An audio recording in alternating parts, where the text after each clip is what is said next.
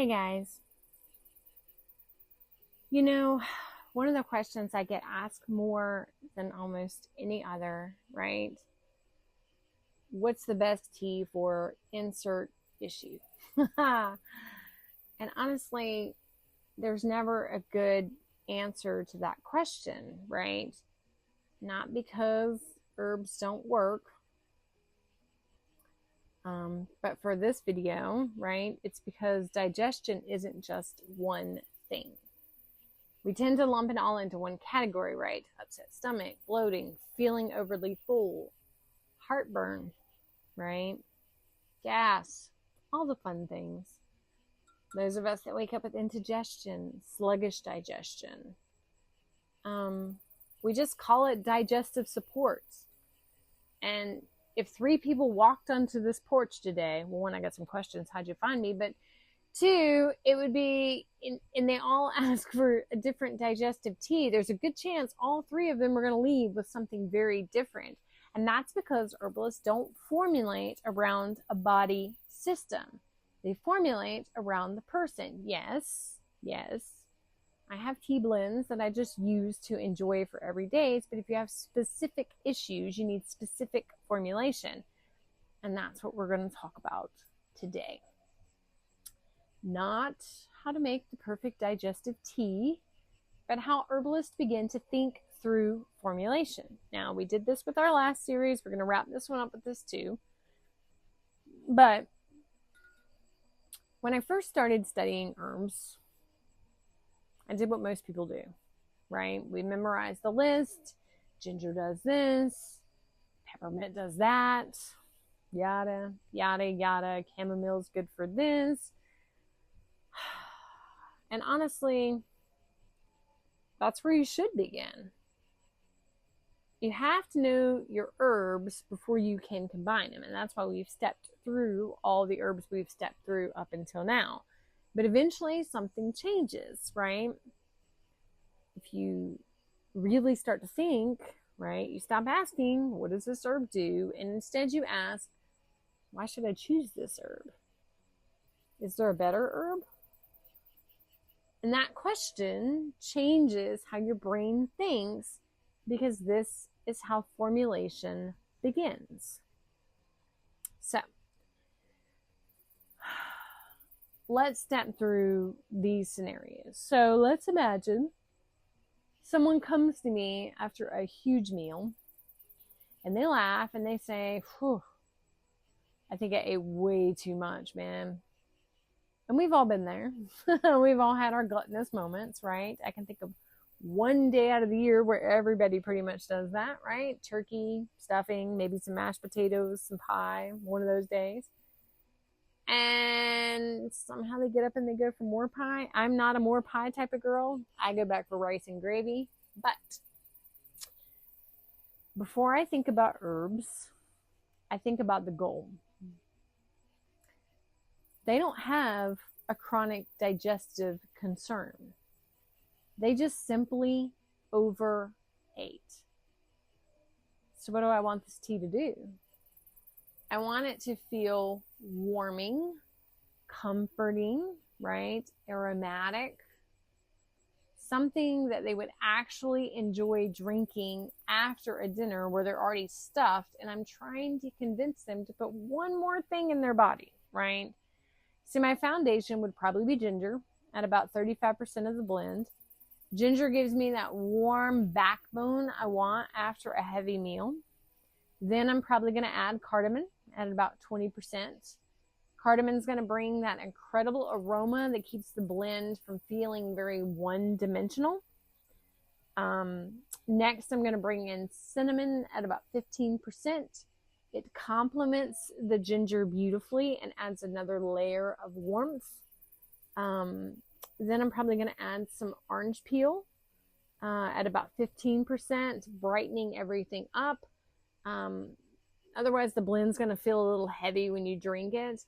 And then just a teeny tiny touch of clove at about 5%, because clove is one of those, a little bit goes a long way, and we're not trying to dominate our tea. And then I'm probably going to bring in about 10% of chamomile, because chamomile is going to soften the blend and let them all marry well together. You notice something? I didn't just pick random herbs. Every herb had a job. Did you hear the jobs? So, why the percentages matter? Well, some people ask, why not mix everything at equal parts? Because each herb contributes something differently. Let's think about cooking for a second. You don't use equal amounts of garlic and salt or pepper and potatoes. I mean, some of y'all do equal parts of pepper to potatoes for sure, but most of us don't. And every ingredient plays a different role, right? And herbal formulation works exactly the same way. Usually one herb will lead the charge, and then there's several supporting herbs. One or two are simply just adding depth, and some are blending and balancing.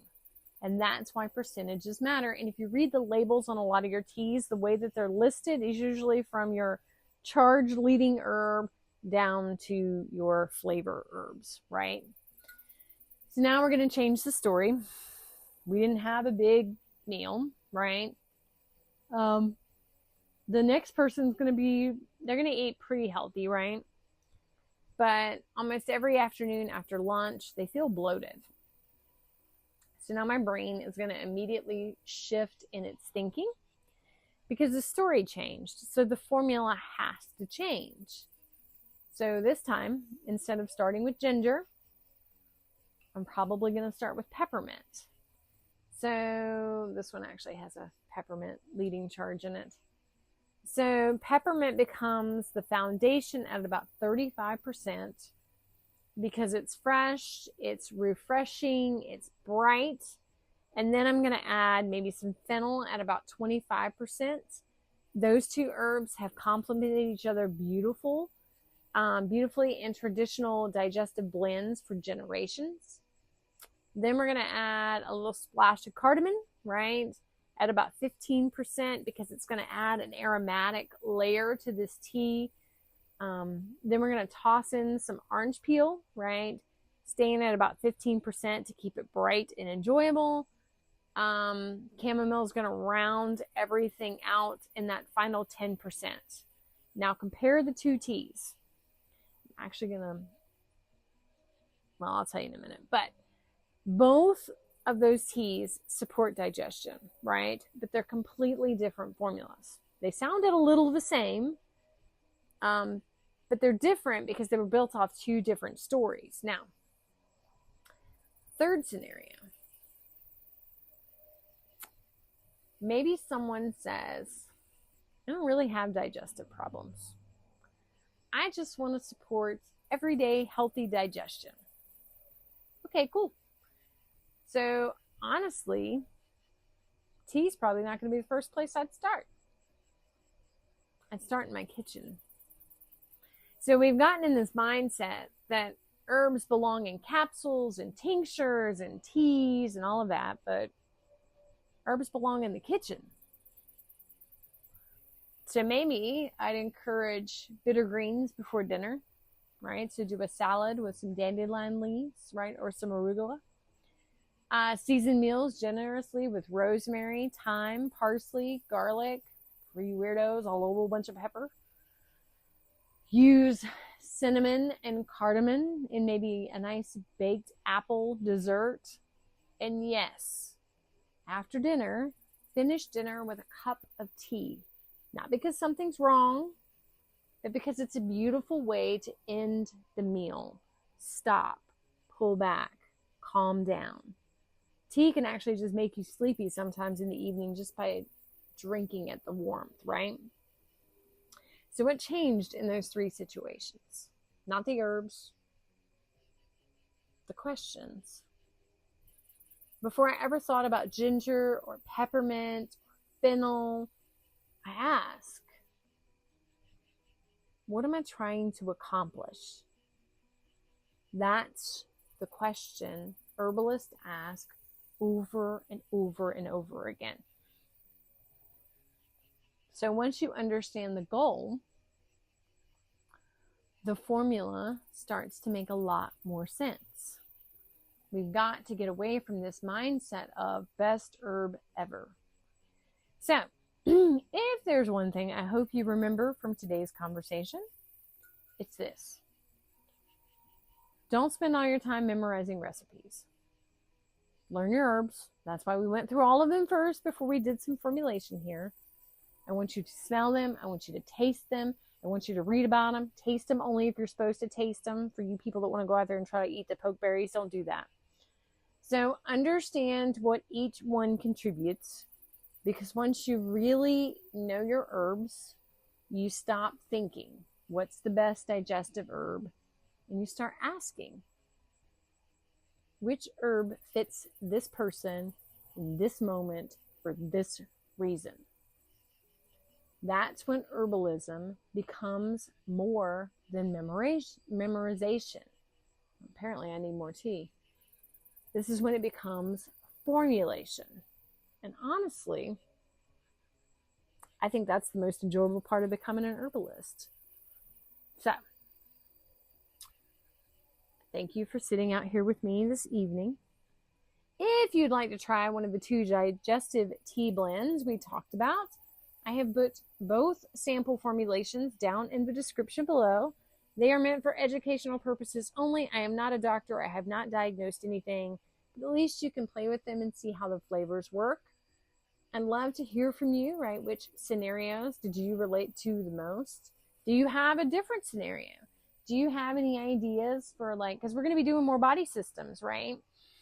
So maybe you have some other ailments as we work through these other body systems that maybe you want me to gander at some herbal tea recipes, possible tinctures, because most of those teas could be turned into tinctures tonight too. If you didn't have the time to make a tea, you could make a tincture with them.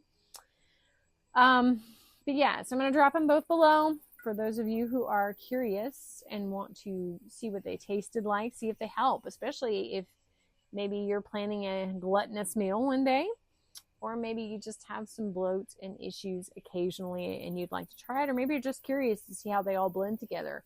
Because once you taste them, you'll understand what I mean about this balances and this adds warmth and this adds this, right? So you'll start to pick up on it. Anytime you're doing aromatic teas, remember to cap the top of your teacup while it's steeping so all the lovely aromatic compounds don't escape before you get a chance to drink it. And it's been a long day, guys. As you can tell, it is dark 30 out here. So I'm about to wrap this up for the evening. But until next time, guys, I want you to stay rooted, stay curious, and as always, keep growing in grace.